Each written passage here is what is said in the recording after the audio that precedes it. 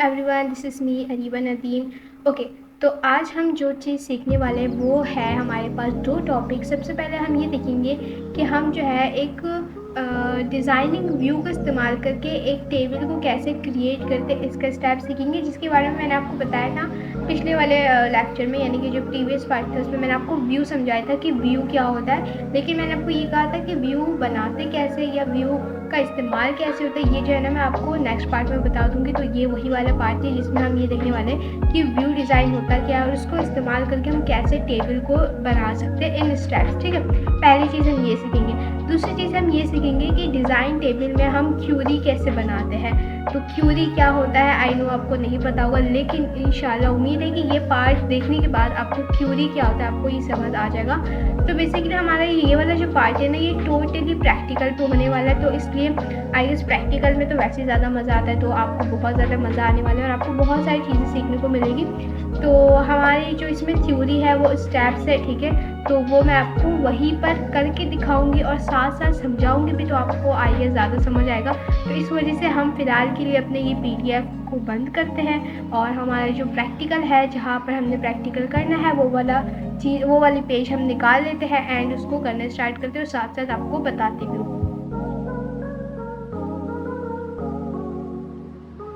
Okay, तो जिस चीज़ पे आज हम प्रैक्टिकल करने वाले हैं वो ऑब्वियसली जो आपके सामने खुला हुआ है वो नहीं है एग्जैक्टली, लेकिन यहाँ पर आपने दिख रहा होगा टाइप हियर टू सर्च। ठीक है, तो हम जो चीज़ हमें चाहिए वो हमारे पास है एक्सेस, यानी कि MS एक्सेस का इस्तेमाल करेंगे। तो इसलिए मैं यहाँ से MS एक्सेस आपको निकाल देती हूँ। देखिए मेरे पास MS एक्सेस है 2013 का, हो सकता है आपके पास कोई और वर्जन हो जैसे 2010, 11 या 12 जो भी है, बट मेरे पास 2013 है। हम इसको ओपन करेंगे सबसे पहले, तो ये हमारे पास ओपन होगा। ठीक है, अब हमारे पास यहाँ पर दो ऑप्शन आ रहे हैं, एक है ब्लैंक डेस्कटॉप डेटाबेस और एक कस्टम वेब ऐप। तो ऑब्वियसली हमने ये वाला लेना है। उसके बाद यहाँ पर आपके पास आ जाता है फाइल नेम। सबसे पहले आपको यहाँ पर अपना ब्राउज़र सेलेक्ट कर देना है कि आपका ये जो डेटा है वो कहाँ सेव हो। तो मेरा जो है ना लोकल डिस्क में हो रहा है, यानी कि C में हो रहा है, और C के अंदर जो है डॉक्यूमेंट्स के अंदर हो रहा है। तो ये वाला इसकी लोकेशन सही थी कि यहाँ से इसका लोकेशन सेलेक्ट कर लेना। देन यहाँ से इस फाइल का नेम सेलेक्ट कर लेना कि आपको क्या नेम चाहिए। तो मुझे तो डेटाबेस ही रखना है इसका नेम, तो मैं इसको डेटाबेस ही रखूँगी। ठीक है, अब ये हो गया। ये नाम सब करने के बाद आपने क्या कर देना, सिंपली क्रिएट कर देना। ओके, तो अब आप देख रहे होंगे यहाँ पर ऑलरेडी टेबल बना हुआ है, लेकिन हमें ये वाला टेबल नहीं चाहिए, हमें दूसरा टेबल चाहिए। उसके लिए हमने क्या करना है, बुक वाले टेबल के लिए सबसे पहले हमने जाना है क्रिएट पे। यहाँ पर आपके पास देख रहे होंगे आप मल्टीपल ऑप्शन आ रहे हैं, इस पर नहीं जाना। यहाँ पर जो पहला ऑप्शन दिख रहा होगा आपको टेबल, इस पर क्लिक कर देना। ओके, नहीं सॉरी क्रिएट टेबल पे जाके टेबल डिज़ाइन पे क्लिक कर देना। तो देखिए एक्यूरेट वही चीज़ आ रही है जो हमारे बुक में। बस फर्क इतना है कि इसमें लिखा हुआ नहीं है, लेकिन इसमें लिखा हुआ है। इसको ना हम डिलीट कर देते, डिलीट, क्योंकि किसी काम का ही हमारा ये टेबल कौन सा टेबल में डिलीट किया, अच्छा डिलीट नहीं हुआ, खैर। तो ये हमारे सारी वही चीज़ आ गई है। बेसिकली इसमें हम ये सीख रहे हैं कि किस तरीके से हमें MS एक्सेस का इस्तेमाल करके एक टेबल को और एक क्यूरी को क्या कर सकते हैं, बना सकते हैं। तो टेबल बनाना आपको आ गया क्योंकि इतना ज़्यादा आसान है, सही, लेकिन इसमें अब जो है कुछ चीज़ें लिखी हुई नहीं है, तो उसको हम लिखेंगे, देन आपको और अच्छे से आ जाएगा। ओके, तो अगर आप अपने बुक का पेज नंबर 148 खोलें और उसमें सबसे नीचे देखिए एक टेबल बना हुआ है जिसमें सेम वही चीज़ें जो भी आपको सामने नज़र आ रहा है। तो आपने क्या करना है कि इसको जो चीज़ वहाँ लिखी है जैसे उसको मतलब देख के लिख लेना। अगर आप चाहते हैं यहाँ पर कुछ और भी लिख सकते हैं, लेकिन हम तो भाई बुक से देख के सीख रहे हैं, तो हम बुक का इस्तेमाल करेंगे। ये लिखने के बाद आपने सिंपली क्या कर देना है, एंटर कर देना है। एंटर करने के बाद ये ऑटोमेटिक आपको नेक्स्ट लाइन में ले जाएगा, सही। अब यहाँ पर हमारे बुक में लिखा हुआ है नंबर, यहाँ पर लिखा हुआ है शॉर्ट की, तो यहाँ पर आपको एक छोटा सा एरो दिख रहा होगा, सिंपली इस पर क्लिक करना और यहाँ पर आपको ये नंबर का ऑप्शन दिख रहा है। और भी ज़्यादा ऑप्शन है, लेकिन हमने यहाँ पर नंबर को सिलेक्ट करना, ठीक है। ये करने के बाद आपने अगेन एंटर दबाना है। ओके, ये मैंने सिलेक्ट नहीं किया क्या, ये सिलेक्ट हो गया। अब आपने एंटर क्या,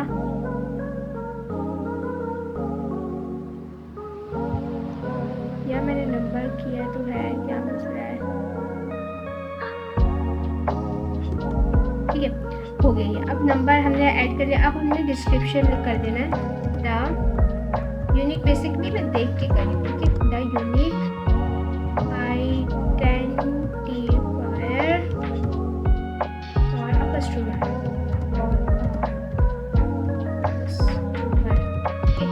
ये हो गया पूरा। एक मिनट, अगर एंटर दबाएंगे ना तो ये ऑटोमेटिक आपको नेक्स्ट लाइन में ले जाएगा। आपको ज़रूरत नहीं कि आप अपना एरो लेके जाओ वहाँ पर, ये वो नहीं, ऐसा कुछ भी नहीं करना, जिस सिंपली एंटर दबा हो जाएगा, सही। और एक चीज़, अगर आप ये करना चाह रहे हैं कि आप अपना टाइम बचाने के लिए आप क्या करें, किसी PDF से ही इसको कॉपी पेस्ट करके लिखिए, तो ऐसी गलती मत कीजिएगा, क्योंकि अगर आप PDF से कॉपी करके लिखेंगे ना तो ये MS एक्सेस के रूल के खिलाफ है कि आप किसी कोई सेकंड पार्टी से कोई चीज़ कॉपी करके यहाँ पेस्ट कर ले, तो ऐसा नहीं हो सकता। अगर आपको कोई भी चीज़ लिखनी होगी ना MS एक्सेस में, तो आपको खुद टाइप करना होगा, अदरवाइज कॉपी पेस्ट वाले इसमें कोई सीन नहीं है, ठीक है। तो आप ये मत कीजिएगा, मैंने आपको पहले बता दिया, ताकि आपकी जो है ना टाइम आप बचाना चाह रहे वो ज़ाया ना हो। अब यहाँ पर ना हमसे हमारे बुक में है टैक्स और यहाँ पर है शॉर्ट टैक्स। तो बेसिकली अगर आप यहाँ पर देखें तो यहाँ पर कोई भी ऐसी चीज़ नहीं जिसमें से टैक्स हो। यहाँ पर दो चीज़ें, एक शॉर्ट टैक्स, एक लॉन्ग टैक्स। शॉर्ट टैक्स यानी कि छोटा टैक्स, लॉन्ग टैक्स यानी कि लंबा टैक्स।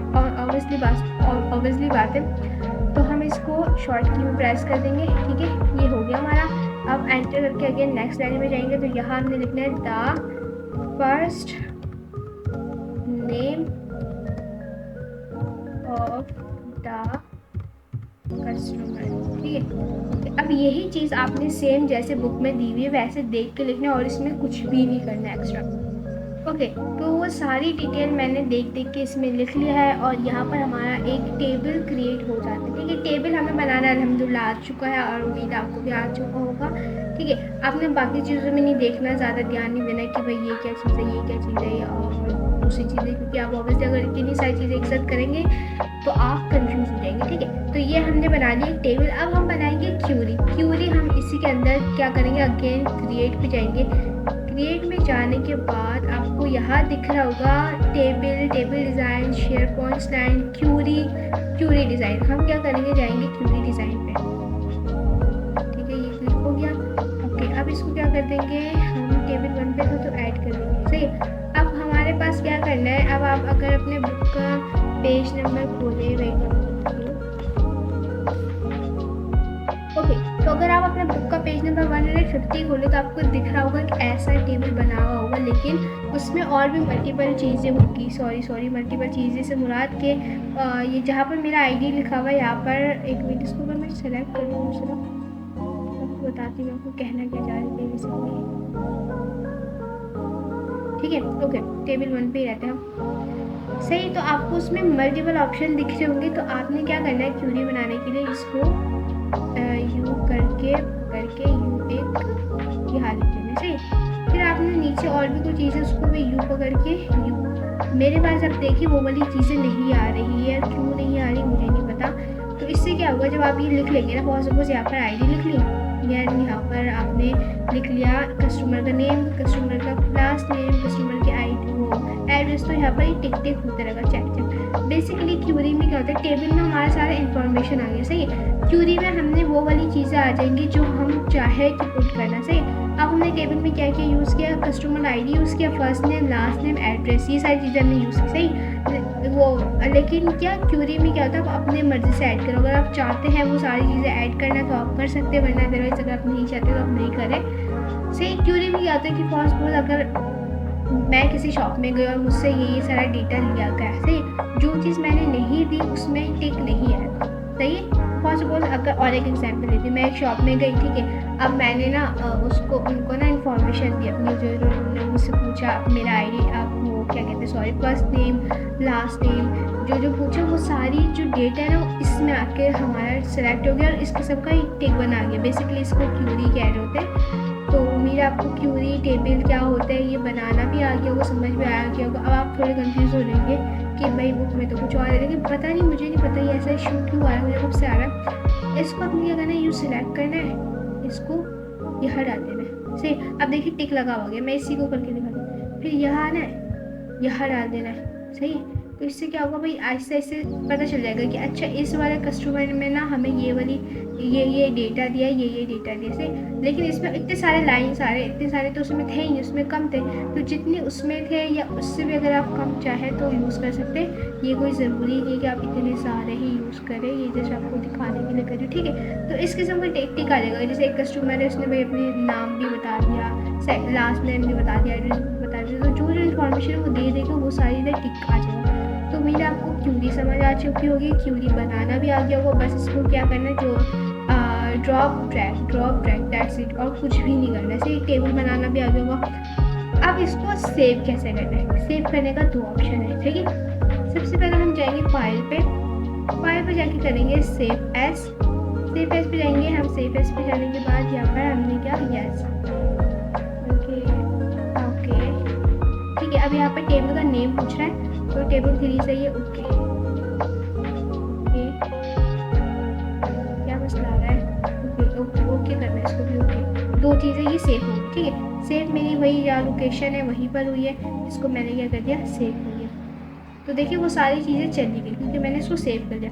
दूसरा तरीका ये, जब आप कट करने लगेंगे ना, अभी ये तो वो हट गया, कट करने लगते ना तो हमारे पास एक ऑप्शन आता है सेव एज, मतलब सेव या फिर कैंसल ऐसे ऑप्शन आ रहा है। तो आपने सेव पे क्लिक करना है, तो आपका जो है वो डॉक्यूमेंट सेव हो जाएगा।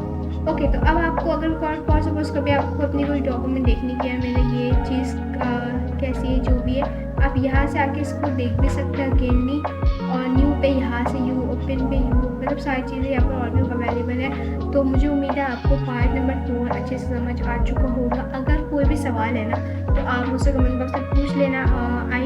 आई गेस कि शायद कुछ क्वेश्चंस हुआ आपका, क्योंकि थोड़े कन्फ्यूजन्स हैं।